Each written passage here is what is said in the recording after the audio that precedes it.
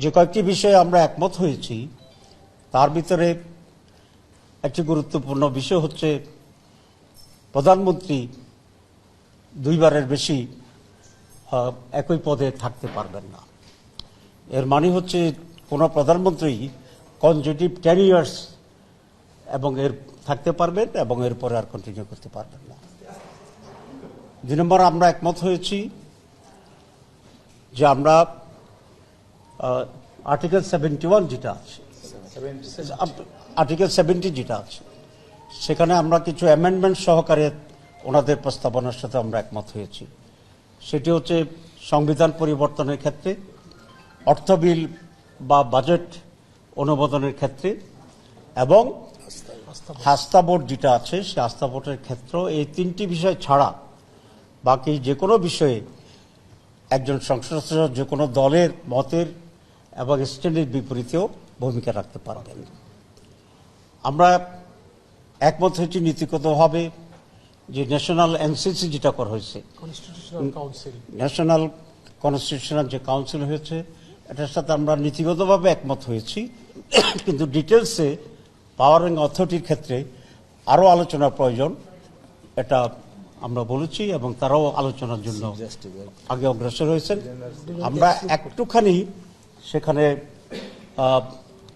অ্যামেন্ডমেন্টের কথা আমরা তাদেরকে বলেছি, সেটা হচ্ছে এনসিসি গঠনের জন্য যে প্রস্তাবনা দেওয়া হয়েছে, যে সমস্ত ব্যক্তিদেরকে এবং প্রতিষ্ঠানকে ইনক্লুড করে ওনাদের প্রস্তাবনায় প্রেসিডেন্ট এবং প্রধান বিচারপতি এই 2টি পদেরও প্রস্তাব ছিল। আমরা বলেছি না, যেহেতু এরা দুজনেই রাষ্ট্রের 2টি জায়গার বিভাগের সর্বোচ্চ দায়িত্বপ্রাপ্ত আছেন, দেশে কোনো ইমার্জেন্সি হলে অনেক সময় রাষ্ট্রপতির কাছে ধর্ণা দিতে হয়, অনেক সময় হাইয়েস্ট জুডিশিয়াল ডিসিশনের প্রয়োজন হয়, সেখানে কমিটির ভিতরে তাদেরকে ইনক্লুড না করাই ভালো হবে। এবং অনেকটাই নীতিগতভাবে ওনারা বিবেচনার কথা বলেছেন। এই সমস্ত অ্যামেন্ডমেন্ট সহ আমাদের এনসিসির কাঠামোগত যে দিকটা আছে সেটার সাথে আমরা নীতিগতভাবে একমত হয়েছি। আপনি জানেন এটা একটা নতুন প্রস্তাব আমাদের সংবিধানের ভিতরে। আমরা শুরু থেকেই যে রিফর্মস প্রস্তাবনা দিয়েছিলাম সেখানে পিআর সিস্টেমে নির্বাচনের কথা আমরা বলেছি, প্রপোর্শনেট রিপ্রেজেন্টেটিভ আলোচনা। তার মানে হচ্ছে সারা দেশেই একসাথে ইলেকশন হবে, কোনো মার্কার ভিত্তিতে বা কোনো দলের ভিত্তিতে, এবং সারা দেশে যে দল যে পরিমাণ ভোট পাবে সেই পরিমাণের প্রপোর্শনেটলি পার্লামেন্টে আসন নির্ধারিত হবে। এটাকে আমরা পিআর সিস্টেম বলেছি। এবং আমরা মনে করি বাংলাদেশের নির্বাচনে যে দুর্নীতি হচ্ছে, জবরদখল হচ্ছে এবং ভোটবিহীন নির্বাচনের যে রেজাল্ট হচ্ছে, এটি তখন বন্ধ হয়ে যাবে এবং টাকার খেলাও এখনো বন্ধ হয়ে যাবে।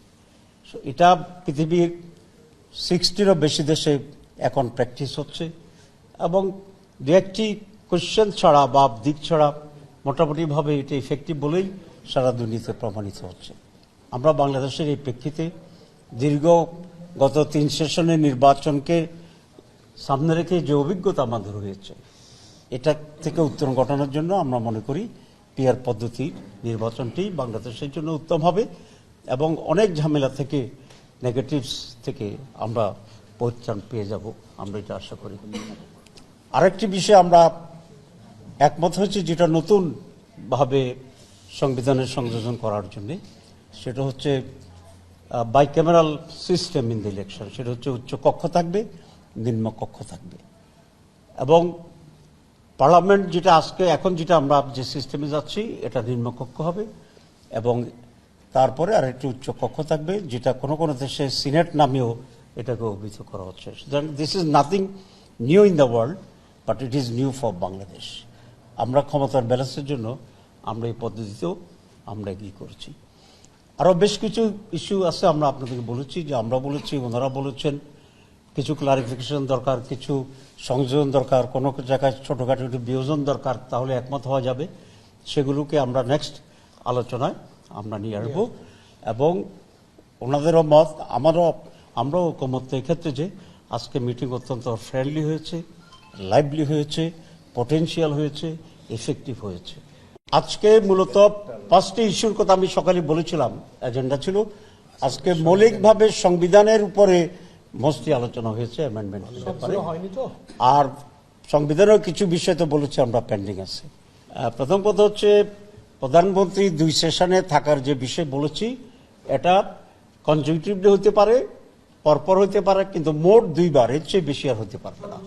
জি। আর বাকি যেটা আপনি বলেছেন সংবিধানের যে অ্যামেন্ডমেন্ট ইত্যাদি আসছে, এটা কিভাবে হবে, এই পদ্ধতি আমরা সব আলোচনার পরে এটা নিয়ে আলোচনা করব। সেরকম কিছু কিছু বিষয় আছে, আংশিকভাবে হয়েছে, আমরা আবার হচ্ছে, যেমন এনসিসির ব্যাপারে যেটা আমরা বলেছিলাম আগে, আমরা পুরো একমত ছিলাম না। আজকে আলোচনা করে আমরা নীতিগতভাবে স্ট্রাকচারের ব্যাপারে আমরা একমত হয়েছি।